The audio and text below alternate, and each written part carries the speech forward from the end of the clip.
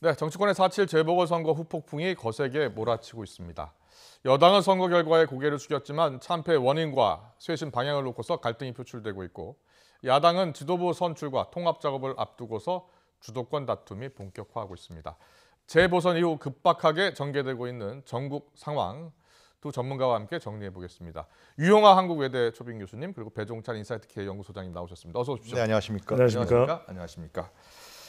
네, 민주당은 선거 참패에 책임을 지고 지도부가 물러났습니다. 당 이 쇄신에 대한 목소리가 커지고 있는데요. 먼저 초선 의원들의 목소리 듣고 오겠습니다. 국민적 공감 없이 당원 당규 개정을 추진해 후보를 낸 뒤 귀를 막았습니다. 조국 전 장관이 검찰개혁의 대명사라고 생각했습니다. 네, 유 교수님. 초선 의원들이 거의 1년여 만에 목소리를 내기 시작한 겁니다. 자, 전체적으로 어떻게 보셨어요? 저도 민주당에 20대 초선 의원이 있다는 것을 최근에 알게 됐습니다. 그 정도였습니까? 그 정도로 목소리가 그만큼 당내 분위기가 프레스됐다라는 거죠. 네. 하여튼 저는 용기 낸 거라고 보여지고요. 예. 그래서 상당히 고무적이라고 보여집니다. 그리고 초선 예. 의원들이 진단한 반성문도 제가 쭉 봤는데요. 네네. 상당히 지금 LH 사태만으로 네. 이번 선거의 패인이 아니라는 거죠. 이게 누적된 부분에 있어서 표출된 것이다. 이런 측면에서 봤을 때는 제가 보기에는 상당히 정확한 지적을 하지 않았냐, 용기 있게 그런 생각이 듭니다. 예, 초선 의원들의 반성문을 보면요. 추미애, 윤석열의 갈등으로 검찰 개혁에 대해서 국민적인 공감대를 잃었다, 이런 이야기를 했고요. 성비 피해자에 대해서 제대로 된 사죄를 하지 않았다. 또 내로남불 정부 여당 인사에 대해서 변명으로만 일관했다. 재보궐 참패 원인을 야당 탓, 언론 탓으로 돌린 것도 잘못이다. 당 내에 문제가 있다. 이런 이야기들을 쭉 했습니다. 자, 배종찬 소장님은 어떻게 보셨어요? 당내 문제를 지적할 수는 있겠죠. 그러면 초선 의원들은 책임이 없나요? 예. 저는 스스로에게 먼저 물어야죠. 예. 왜냐하면 1년여 전에 국회의원 선거에서 압승을 거두었던 바로 더불어민주당 여당이었습니다. 그때 예. 국민들이 기대했던 것은 여당 내에서도 쓴소리를 하는 과감한 초선 의원들이 있어야 되고 네. 그들을 통해서 더 개혁을 하게 되면 국민적인 공감대를 얻을 것이다. 이렇게 기대를 했던 거 아니겠습니까? 예. 그러면 지도부가 잘 못하는 부분이 있다면 1년 전부터 자기들의 목소리를 냈어야죠. 네. 국회의원직은 바로 국민의 대표입니다. 예. 그렇다면 중도층이 왜 이탈하느냐? 대통령을 탓할 일입니까? 그렇다면 2018년 지방선거에서 그리고 2010년 지난해 국회의원 선거에서는 높은 대통령 지지율 덕분에 많은 사람들이 당선됐던 거 아니겠습니까? 예. 그렇다면 우선 지도부에 대한 비판할 수 있습니다. 또 네. 지도부도 수용해야 됩니다. 그 비판이 1년 전부터 선거 직전, 재보궐선거 직전이었어야 하는 것이죠. 우선 내 스스로의 책임을 묻고 예. 그다음에 지도부를 비판하는 것이 순서가 맞다고 봅니다. 네, 초선 의원들의 저런 반성문은 자기 반성부터 먼저 해야 된다. 그리고 나서 당에 요구해야 된다. 이렇게 이야기하고 있어요. 그 기자회견문이 반성문이잖아요. 예. 반성문인데 그 이소영 의원인가요? 네. 우리 YTN하고도 인터뷰한 거 제가 보고 맞습니다. 왔는데 그 질문에 왜 이제 와서 뒷북 치느냐. 지금 우리 배종찬 본부장님 말씀과 동일한 거죠. 그동안에 뭐 했느냐. 이제 와서 왜 선거 결과 지니까 반성을 하느냐. 당신네들 뒷북 치는 거 아니냐 그러니까 예. 저는 그 말이 이성영 의원이 지금 뒷북이라도 쳐야 되지 않습니까? 라고 얘기하더라고요. 그래서 솔직한 답변이라고 보여집니다. 그런데 민주당의 의원들 중에서 초선 의원들만 자기 목소리를 안 낸 건 아니죠. 민주당의 재선, 3선, 중진 의원들 굉장히 많습니다. 그 사람들은 판을 다 읽었을 거예요. 이렇게 될 거라는 걸 알고 있었을 것이고요. 그 사람들 한마디 얘기 안 했잖아요. 이것은 결국 민주당의 분위기입니다. 과거 민주당도 그랬고 뭐 야당도 그랬고 과거에 당이 잘못된 방향으로 갔을 때는 항상 초선 의원들이 이렇게 들고 일어나고 반성하고 그리고 개혁을 촉구하는 경우가 많았어요. 그게 이제 않습니까? 그 유명한 천신정이라고 그래요. 예. 김대중 대통령 앞에서 그 사람들이 40대 초반일 겁니다. 그때 40대 초반이었습니다. 네, 지금 연세가 그 완전히 그냥 동계를 얘기하고요. 직언을 날리잖아요. 이제 그것이 이제 민주당에서의 당을 역동 있게 그리고 오류로 가지 않는, 그러면서 민주당은 이후에 국민참여 경선을 통해 갖고 노무현이라는 인물을 만들어내거든요. 근데 이러한 부분들이 민주당이 전혀 없었던 거죠. 이제 와서 이제 초선 의원이 하는데 물론 이제 말씀하신 대로 늦었죠. 그리고 얘들은 뭘 했냐 이렇게 지적할 수 있지만 이것마저 그러면 문제가 있다 그러면은 민주당은 사실상 저는 미래가 없다고 보여집니다. 그런데 지금 다 이 20, 30대 젊은 의원, 초선 의원들 그리고 또 뭐 5명의 저 의원들뿐만이 아니고 민주당의 초선 의원들이 또 다 같이 또 한 목소리를 내지 않았습니까? 당이 개혁해야 한다는 겁니다, 한마디로. 특히 최근 재보궐선거에서 20, 30대 지지율이 과거 민주당을 지지했었던 20, 30대층이 국민의힘을 지지한 것으로 지금 출구조사 결과가 나왔거든요. 지금 그래픽으로 나가고 있는데요. 20대 남성의 경우 투표를 72.5% 지금 오세훈 후보를 한 것으로 이렇게 출구조사 결과가 나타났습니다.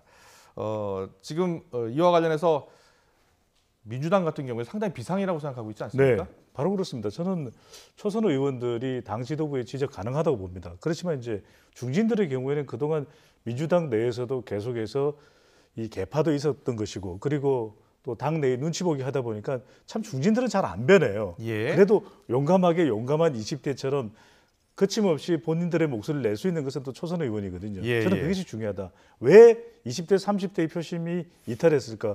그런 것을 국민의힘이 아니라 더불어민주당으로부터 더 이상 기대할 수가 없기 때문에 민심 위반이 있는 것이고, 이번에 20, 30대 표심이 국민의힘 후보로 갔다. 여기서 정말 우리가 알아야 될 건 이만큼 20, 30대 표심은 영원한 사랑이 아닙니다. 언제든지 떠날 수 있는 변화무쌍한 그런 표심이라는 걸 반드시 알아야 될 것이. 두 번째, 남성들의 경우에 왜 20대 남성들 이남자라 그러거든요. 네. 이남자가 이렇게 이탈했을까? 상대적 박탈감입니다. 예. 상대적 박탈감. 왜냐하면 20대 여성과 비교하더라도 유교 사회에서 남존여비 이야기를 많이 하는데 지금 20대는 그렇지 않거든요. 우리 사회가 많이 이제 양성평등됐는데 지금 와서 왜 20대 남자에게 이 책임을 묻느냐.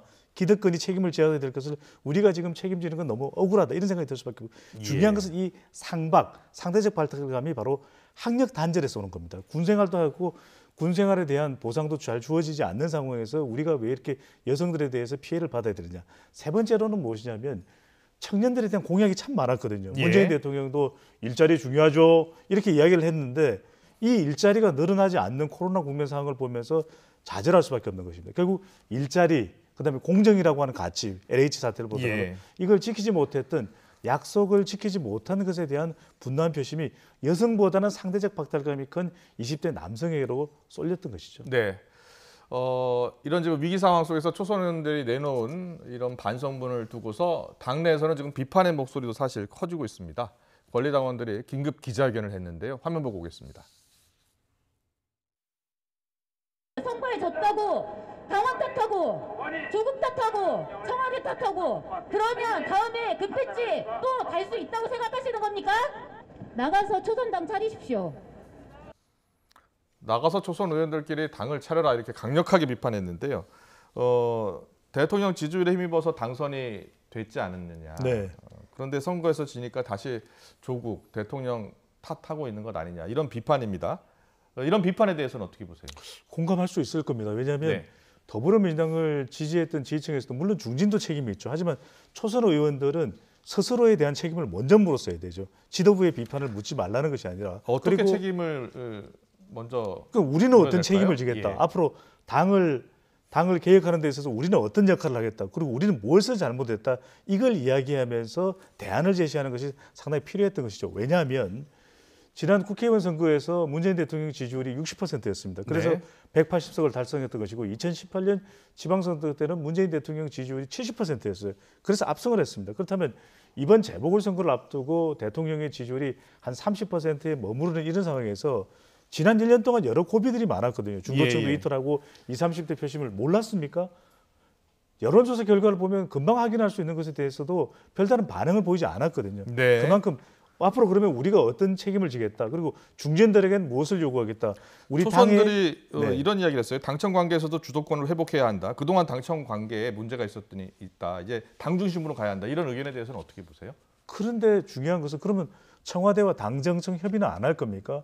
예. 그러니까 이게 막연히 내놓는 대안이 돼서는 안 되는 거죠. 예. 그만큼 지금 국민들이 원하는 것은 중도층들이 왜 이탈을 했을까? 어려운 국면들이 많거든요. 코로나 예. 국면도 그렇고 또 남북 관계도 그렇고 이런 부분들을 어떻게 극복할 나갈지에 대한 방향 제시가 필요한 것이지, 무턱대고 그러면은 당 지도부를 비판하면 그럼 지도부가 나가고 나면, 지도부가 물러서고 나면 그걸 누가 대체를 하는 거죠. 초선 의원들이 가서 그 자리를 대체할 수 있는 그렇지는 않을 겁니다. 그래서 더 협력하고 우리가 잘못한 것은 우리 스스로 반성하면서 당 지도부에 강력하게 요구를 해서 성공하는 문재인 정부를 만들겠다 이런 방향 제시가 더 바람직하겠죠. 네, 유영일 교수님은 어떻게 보세요? 예. 과거에 우리 그 젊은 피라고 기억하실 겁니다. 네. DJ하고 YS가 지금 뭐 민주당의 기득권층이라고 공격받는 86 그룹 세대들 예. 다 당시에 DJ와 YS 때 젊은 피로, 예. 뭐 김홍춘 후보도 YS 때 젊은 피로 영입된 사람들이에요. 왜 그런 그 리더들이 젊은 피라고 해서 영입을 했을까요? 그거는 왜 그러냐면은 당의 미래가 없으면은 당 자체가 국민들이 투표를 하지 않습니다. 예. 그러니까 민주당도 국민의힘도 마찬가지고 민주당도 이 초선 의원들의 목소리를 받아주고 초선 의원들을 육성시켜줘야 되는 거죠. 그러니까 지금 네. 86그룹의 그 리더들이 자기 과거를 한번 생각해 보세요. 과거에 어떻게 DJ와 YS 이런 걸쭉한 지도자들이 당시에 뭐 민주당의 지도자들이 자기네들을 공천을 주고 예를 들면 공천을 안 주고 또 지원해주고 각종 부분을 안 했으면 지금의 이 자리가 있겠습니까? 네. 민주당이 지금까지 버티고 있는 거예요. 실제로 이게 예. 굉장히 큰 힘이거든요. 근데 이번에 용기를 내서 발표한 이 초선 의원들의 의견을 구조적으로 수용하고 이것을 받아들이지 않는다 그러면 저는 민주당의 미래가 없다. 예. 그것은 이번에 투표 결과에서도 이제 본부장님 말씀하셨지만 예. 청년들이 민주당을 안 찍었어요. 그건 왜 그래요? 미래가 없는 정당이라 안 찍은 거예요. 저는 그 정치적 해석을 해야 돼요. 굉장히. 예. 이번 선거에서 뭐 25개구가 다 저 국민의힘이고 서울 이런 선거 없었다 그러는데 네. 그거보다 더 중요한 거는 청년들이 뒤를 안 보고 오세훈 후보를 찍었다는 거예요. 굉장히 예. 중요한 사실입니다. 이 민주당은 이거는 굉장히 심각하게 받아요. 내년 대선 문제가 아니라 향후의 미래까지 볼 수 있는 문제이기 때문에 초선 의원들의 문제 또 청년들의 문제 이런 것은 민주당의 미래하고 결합돼 있다. 지금 네. 민주당 지도부들이 이 문제를 심각하게 받아들이지 않고 마치 이걸 내부 권력 투쟁으로 봐서 치부에 들어간다 그러면 국민의 심판은 더 심해질 것이다. 네. 앞으로 예. 민주당 같은 경우에는 이번 주 금요일입니다. 원내 대표 선거가 있고요. 다음 달 2일 당 대표 선거가 있는데 이 과정에서 지금 초선 의원들의 의지와 또 중진 의원들의 의지가 충돌하고 아마 어떤 중간 점을 찾아서 개혁의 방향을 잡을 것 같습니다. 국민의힘으로 가보겠습니다. 국민의힘 같은 경우에는 지금 새 지도부 구성 그리고 야권 통합 이슈가 들어왔는데요. 조금씩 주도권 잡기 경쟁이 시작됐습니다. 목소리 듣고 오겠습니다. 합당하기로 했으니까 합당에 관한 국민의 당 뜻이 언제 어떤 방식으로 할 것인지를 알아야 우리가 생각이 같으면 바로 할 수 있는 것이고 그래서 그걸 알려달라고 요청해 놓은 상태입니다. 이번 선거에서 여러 가지 그 과정이라든지 또는 여러 가지 의미에 대해서 그리고 그 민심의 변화에 대해서 자세하게 저희들은 살펴보는 시간부터 우선 가질까 합니다. 네, 통합을 하기로 약속을 했으니까 통합을 해야 되는데 통합 시기를 놓고 지금 줄다리기가 이어지고 있습니다. 국민의힘은 가능한 빨리 하자 이런 주장인 것 같아요. 네. 국민의당은 선거 평가부터 하자는 거고요. 자, 어떻게 보세요? 당장 쉽지 않을 가능성이 높을 것 같습니다. 예. 그런 이유는 결국 국민의힘도 그렇고 국민의당도 여론을 의식할 수밖에 없는 것이고 그러니까 정치적 이해관계가 상충하는 것이거든요. 네. 국민의힘으로서는 빨리 하자는 이유는 지금 국민의힘으로서는 물 들어갔을 때 노젓고 싶은 마음일 예, 거예요. 예. 지지율도 좀 더 올라갈 테고 그렇다면 정치적인 무게감으로 봤을 때 국민의당보다는 훨씬 더 중량감이 있는 그런 정당이기 때문에 빨리 이 기회에 국민의당까지 흡수를 하자. 그렇다면 보수 야권이 재편될 때 좀 더 국민의힘 주도가 될 것이다. 이렇게 판단할 수가 있거든요. 예. 근데 한편으로는 국민의당도 무게감은 적지만 그럼에도 불구하고 안철수 대표가 전 대표가 됐죠. 단일화 과정에서 상당한 역할을 했었고 네. 또 중요한 것은 3명의 국회의원이지만 정치적인 세력, 정당이거든요. 원내 정당인데 그렇다면 서로 간에 사실 절충이 이루어져야 되는데 그것을 조율할 사람이 있을까? 중요한 것은 당대당의 합당 과정에는 서로 간의 정치적 이익을 녹여넣을 수 있는 중재자가 참 중요합니다. 네. 그렇다면 김종인 전 비대위원장이 그런 역할을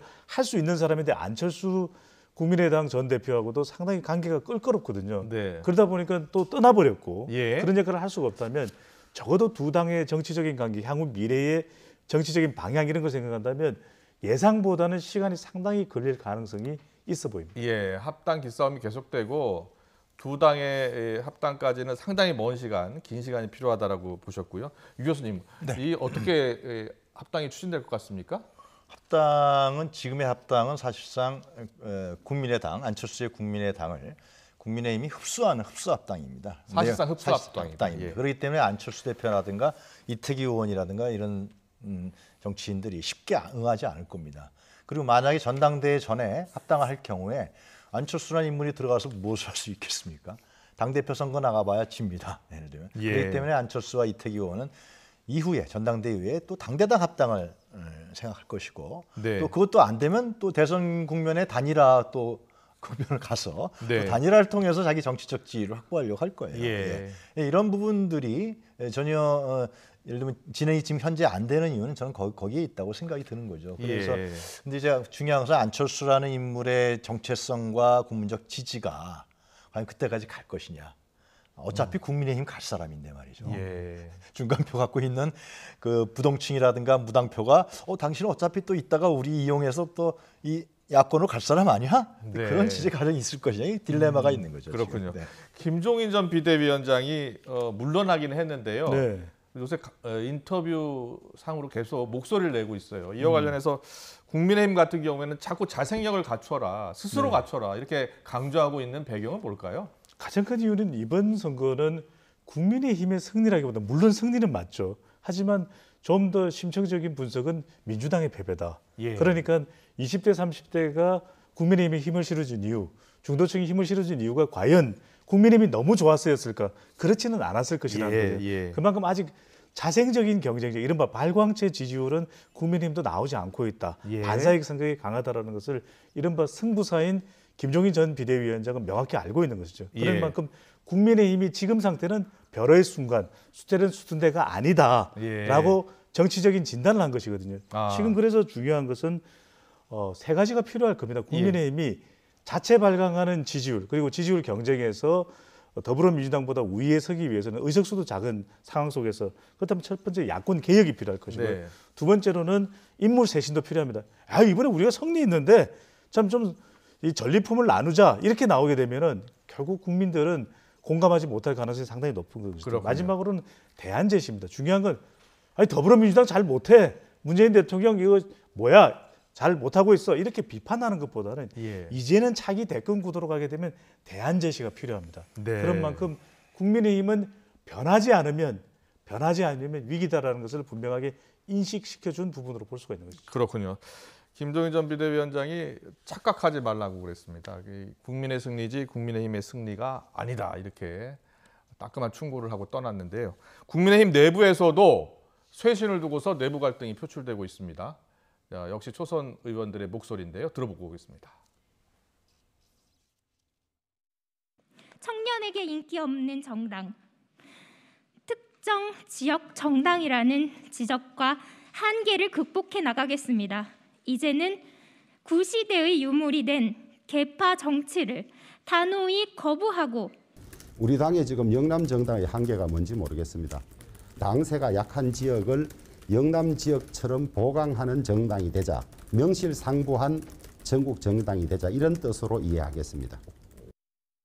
네, 조영 원내대표가 우리 당의 영남 정당인지 한계가 뭔지 이렇게 약간 비판적인 그런 목소리를 또 냈어요. 자, 어떻게 보셨습니까? 민주당 초선 의원들보다도요. 국민의힘 초선 의원들이 제가 기억하기로는 하루 전도 기자회견을 먼저 했을 거예요. 예, 그렇습니다. 예. 빠릅니다. 그러니까 이것은 지금 민주당과 국민의힘의 상태를 비교해 주는 건데요. 예. 국민의힘도 마찬가지로 중요한 것은 이런 주호영 원내대표라든가 중진들이 이걸 수용하냐라는 거죠. 예. 잘 수용 안 하겠죠. 네. 자기들의 기반 자체가 흔들린다고 판단하기 때문에. 예. 그렇게 되면 이제 초선 의원들이 어떻게 하느냐. 거기서 리더들이 나오면서 내부 권력 투쟁으로 갈 수밖에 없는 거겠죠. 정치라는 게 원래. 근데 그 내부 권력 투쟁들을 안 하게 되면은 이제 또 다시 이런 과거의 구정치, 과거 정치에 묻혀가면서 초선들도 줄 서는 그러면 당은 힘을 빠지고 무력화되는 이런 과정을 우리는 정치 과정에서 쭉 봤기 때문에 국민들은 다 보지 않을까 생각합니다. 네. 20대 국민의힘 초선 의원들도 지난주 기자회견을 가졌고요. 그래서 지역 정당 타파해야 된다. 그리고 개파 타파해야 된다. 이렇게 강한 목소리를 냈습니다. 소장님, 국민의힘 초선 의원들의 이러한 목소리에 대해서는 어떻게 평가하세요? 당연히 이렇게 할 수밖에 없죠. 국민의힘의 앞으로 향후 과제는 뭐냐면 중도층과 민심 표심을 또 20, 30대 표심을 계속 또 유지하는 것이거든요. 예. 그런 만큼 보수에 대한 개혁이 계속 필요하다. 조직 속성 자체가 아직까지 보수는 긍정적인 정치 성향으로 인식이 안 되고 있습니다. 네. 그럼 이것을 어떻게 바꿀 것이냐 중요할 수밖에 없고, 또 하나는 이 외연학대입니다. 이 외연학대를 하기 위해서는 기존의 보수 꼰대 이 성향 자체를 불식시킬 수 있는 그런 새로운 이미지를 이제 창출할 필요가 있는데, 세 가지 초선 의원들이 사실 주목을 하고 있지만 말하지 않은 인물이 있습니다. 첫 번째로는 윤석열을 과연 어떻게 받아들일까?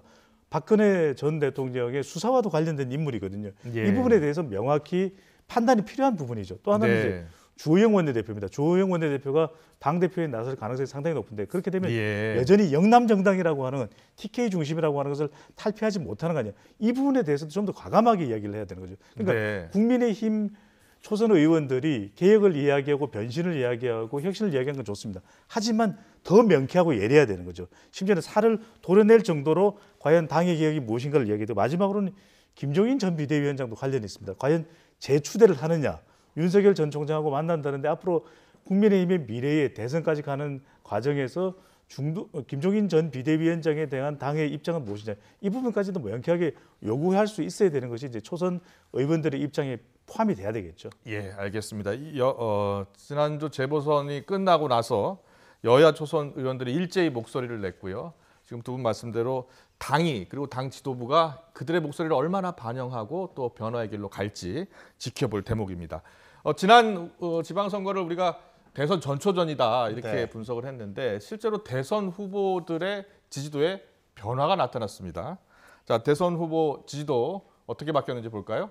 이재명 지사는 24% 그대로 유지를 한 반면에 윤석열 전 총장은 25%에서 18%로 7%포인트 급락했습니다. 네. 이낙연 전 대표 상임선대위원장은 10% 그대로 유지를 한 모양새인데요. 자, 차기 대권 후보 적합도가 왜 저렇게 나왔는지 분석해 보겠습니다.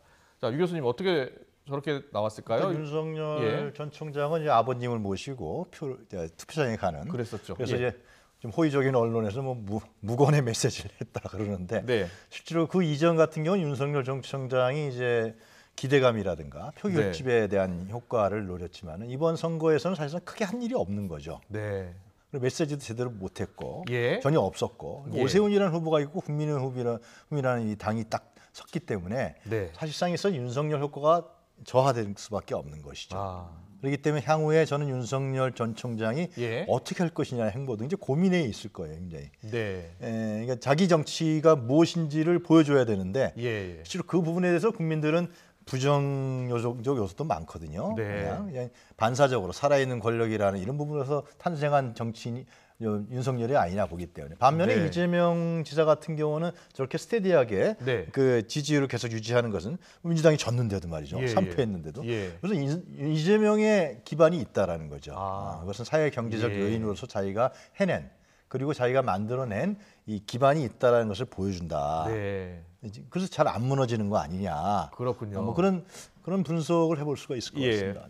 백용철 소장님은 어떻게 보셨어요? 제가 뭐 별로 덧붙일 게 없을 정도로 그렇습니까? 분석을 예리하게 잘해주셨는데, 관심받기 시간이었죠. 저 조사가 7일까지 이루어진 조사거든요. 그러니까 재보궐선거의 결과가 차기 대선 후보에게 어떤 영향을 주는지가 포함된 조사가 아니라, 우리가 한참 여론조사 공표금지 막바지에는 오세훈 후보에게, 그리고 또 박영선 후보에게, 김영춘 후보에게, 또 박형준 후보에게 관심이 쏠리고 있던 시기이기 때문에 대선 후보 생각을 잘 못하죠. 그런데 왜 그러면 이재명 지사는 한 주 전과 똑같은 24%를 그대로 했느냐? 이건 발광체와 또 반사체가 다른 거죠. 발광체이기 때문에 계속 유지가 된 겁니다. 이 재보궐선거와 상관없이. 그런데 국민의힘과 보수층 지지가 빠지면서 윤석열 전 총장은 18%까지 내려갔거든요. 그래서 말씀드리고 싶은 것은, 이것이 관심받기 시간이었기 때문에 빠졌을 수도 있고, 또 아직 재보궐선거의 결과가 차기 대선 후보까지 반영이 안 됐거든요. 사실은 다음 조사 결과까지 좀 보시고 과연 윤석열 총장이 본격적으로 관심 밖으로 나가느냐, 아니면 그냥 일시적인 현상이냐, 이 부분을 판단하실 필요가 있겠죠. 그렇군요. 네, 알겠습니다. 그리고 이제 가장 궁금한 것 중에 하나가 윤 전 총장의 최종 선택지가 어디가 될까입니다. 누구는 제3지대에서 뭔가 좀 도모해서 야권 후보가 될 가능성도 있고 또 어떤 분들은 바로 국민의힘으로 갈 가능성도 남아있다 이렇게 보는 분도 있어요. 자, 유 교수님부터. 그 제3지대라 그러면 좀 부동층이나 무당파인데요. 근데 윤석열 전 총장을 지지층 등들이 제가 봤을 때는 상당히 권위주의적 리더십을 갖고 있기 때문에 그렇기 때문에 보수층의 지지가 더 강하다고 보여져요. 그럴 경우 과연 제3지대에서 뭔가 탈이념적이고 탈권위적이고 탈지역적인 이러한 층들이 존재하고 있는 부동층에서 윤석열을 지지할 것이냐. 그리고 이번 선거 결과를 봤을 때는 국민의힘이 워낙 업되지 않았습니까? 이런 측면을 봤을 때 윤석열 전 총장의 물론 자기 정치를 지금 모르니까 저도 잘 모르겠어요. 윤석열 정치가 뭔지를. 그런 경우에 뭐 그걸 못 보여준다 그러면 결국 윤석열이란 인물이 대권으로 가는 길은 국민의힘이 입당하는 길 외에는 제가 보기에는 없을 것 같아요. 전에 정치란 사람이 아니잖아요. 정치적 기반도 없는 것이고. 그럼 다른 사람을 잡아야 되는데 안철수와 같이 할까요? 라는 부분에서 의문이 있는 것이고. 잡아봐야 이제 기존에 정치했던 좀 올드하신 분들하고 같이 하는데 그게 뭐 나쁘다는 건 아니고요. 윤석열의 선택지는 내가 봤을 때는 국민의힘 외에는 별로 없을 것 같다라는 생각입니다. 교수장님은 어떻게 보세요? 국민의힘 하기에 달려있다. 이런 말씀을 드릴 수밖에 없는 것이 윤석열 전 총장이 뭐 내일 당장 대권 도전을 결정하지는 않을 것 같아요. 그러면은 뭐 6월이 됐든 7월이 됐든 8월이 됐든 좀 한 2, 3개월 정도는 감망할 텐데 이때도 국민의힘이 여전히 지지율 경쟁력이 있고 더불어민주당보다도 경쟁력에 있어서 거의 팽팽하거나 더 위에 있다면 국민의힘을 선택할 가능성이 높아지는 거죠. 국민의힘이 그래도 조직을 갖추고 있다. 그런데 김종인 전 위원장 이야기가 나오기 때문에 김종인 전 위원장이 판단했을 때 조언을 했을 때 오히려 바깥에서 제3지대에서 국민의힘까지 아우르는 것이 더 낫다고 판단한다면 그때는 좀 달라질 수 있는데 역시 이런 선택이든 저런 선택이든 국민의힘 지지율에 하기에 달려있을 것으로 보입니다. 알겠습니다. 두 분 분석 잘 들었습니다. 국민의힘 하기에 달려있다. 알겠습니다. 이번 재보궐선거를 통해서 민심이 얼마나 무섭다는 것을 여야 모두 알았을 겁니다. 여야 모두 민심을 바라보면서 민심을 위한 정치 꼭 펴주시길 바랍니다. 지금까지 유용하 한국외대 초빙 교수님, 배종찬 인사이트 K 소장과 함께했습니다. 잘 들었습니다.